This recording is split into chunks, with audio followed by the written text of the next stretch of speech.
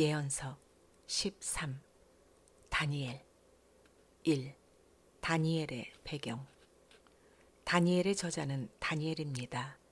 다니엘은 BC 605년에 느부갓네살에 의하여 바벨론으로 잡혀가서 바벨론이 멸망하고 세워진 메데 바사의 왕 고레스 통치 3년까지의 기간 동안 하나님께 받은 말씀을 전한 사람입니다.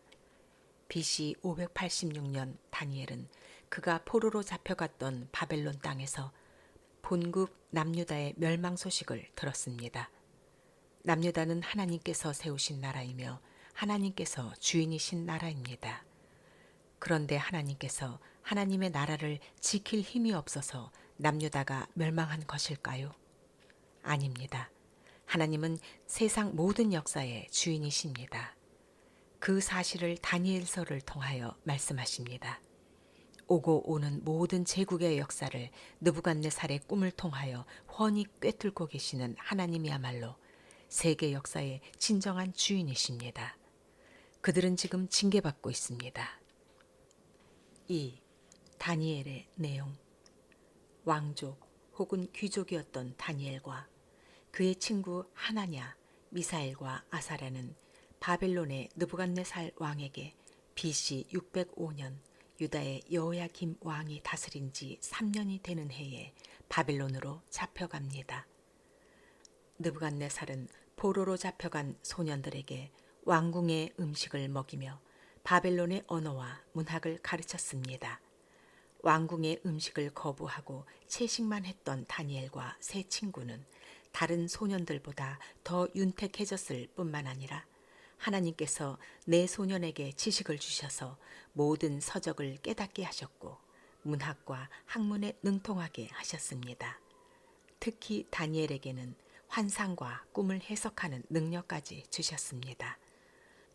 느부갓네살이 정한 교육 기간인 3년이 지나고 모든 포로 교육생이 왕 앞에 섰을 때 다니엘과 그의 친구들은 단연 뛰어났습니다. 그래서 다니엘은 느부갓네살 왕 때부터 고레스 왕 1년까지 왕궁에서 고위 관리로 근무하였습니다. 느부갓네살 왕 제위 2년에 느부갓네살이 꿈을 꾸었습니다.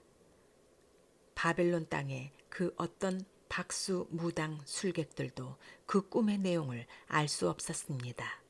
내용을 알 수 없으니 당연히 해석도 할 수 없었습니다. 그러나 기도하는 다니엘은 하나님께로부터 그 꿈의 내용과 해석을 들었고 그것을 느부갓네살에게 알려주었습니다.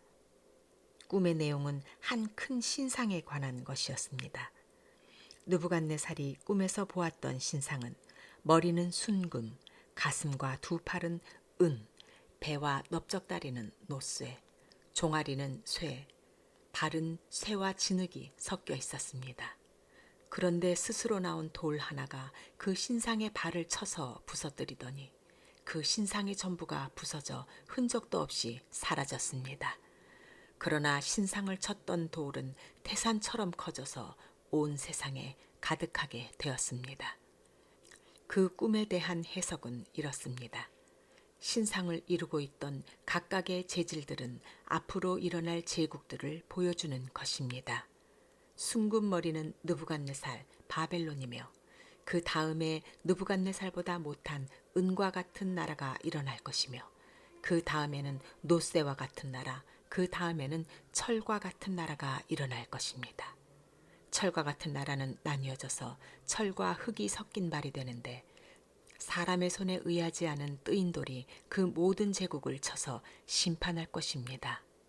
그 뜨인 돌은 하나님의 나라입니다. 꿈의 내용과 해석을 들은 느부갓네살은 하나님을 찬양합니다. 그 꿈의 해석을 들은 느부갓네살은 자신의 나라인 바벨론이 망하는 것을 원하지 않았겠지요. 그래서 느부갓네살은 자신을 상징하는 순금으로만 온몸을 만들어 놓은 신상을 제작하고 그것을 두라 평지에 세웁니다. 그리고 모든 사람이 그 금신상에 절을 하도록 합니다. 이때 다니엘의 세 친구인 사드락, 메삭, 아벳느고는 금신상에 절하지 않았습니다. 느부갓네살은 그들을 평소보다 7배나 강력한 화력의 풀무불에 던졌지만 머리카락 하나도 그을리지 않고 몸이 상하지 않았습니다. 느부갓네살은 이 사건을 경험한 후에 하나님을 찬송합니다.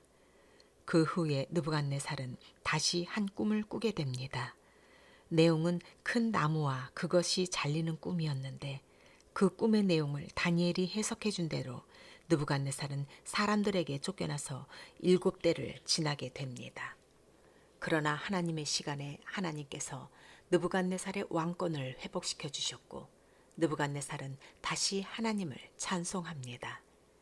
바벨론의 마지막 왕이었던 벨사살이 귀족 1000명을 왕궁으로 불러서 술을 마시면서 성전에서 탈취하여 온 거룩한 그릇에 술을 받아 먹었습니다. 이때 손가락들이 나타나서 벽에 글씨를 씁니다.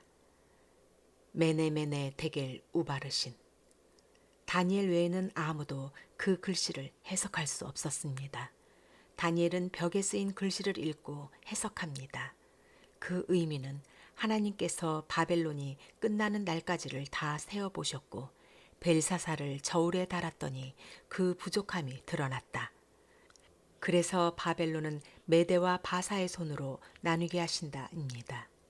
그날 밤에 벨사살은 메대의 다리오에게 죽임을 당합니다. 바벨론이 멸망하고 메대 제국이 세워지는 역사의 장면입니다. 다리오는 고위 공직자 120명과 총리 3명을 세워서 나라를 다스립니다.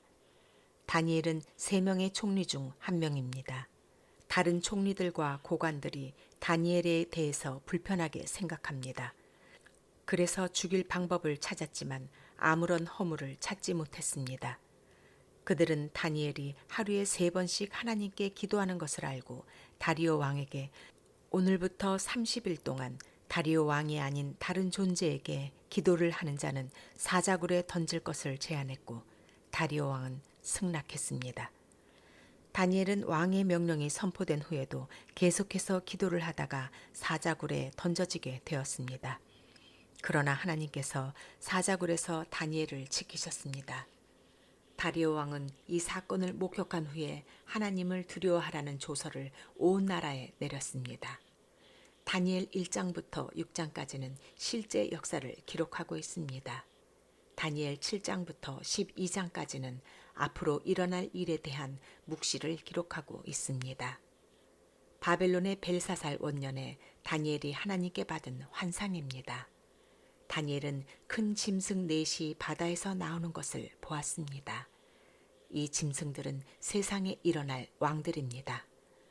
특별히 넷째 짐승은 넷째 나라이며 그에게 있는 10뿔은 10명의 왕입니다. 그들은 성도들을 핍박할 것이지만 한때와 두때와 반때를 지나면 심판이 시작됩니다. 그 짐승들의 권세는 모두 빼앗기고 모든 나라가 예전부터 계시는 분께 통치권과 영광을 드리며 복종하게 될 것입니다. 다니엘은 벨사살 제위 3년에 또다시 숫양과 숫염소의 환상을 봅니다. 그 후 바벨론은 다리오가 바벨론을 무너뜨리며 메대 제국을 세운 원년에 바벨론에 잡혀왔던 유다 포로들을 본국으로 돌려보내는 것을 보면서 예레미야를 통해서 예언하신 70년의 포로 생활이 그칠 것이다라고 말씀하신 하나님의 뜻을 깨달았습니다.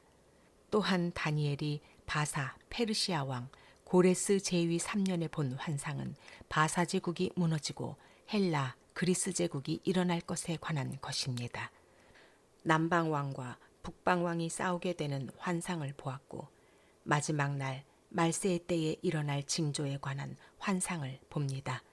그때를 기다리며 많은 사람을 옳은 대로 돌아오게 한 사람은 별과 같이 영원토록 빛날 것입니다.